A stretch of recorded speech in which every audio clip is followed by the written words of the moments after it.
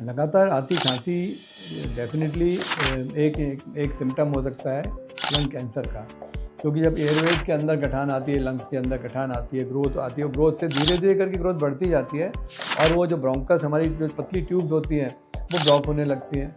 उसके अलावा उसमें धीरे धीरे करके सीक्रेशन जमा होते हैं, तो वो एरिया का लंग का वो एरिया जो है कोलैप्स हो जाता है, तो खांसी आने लगती है।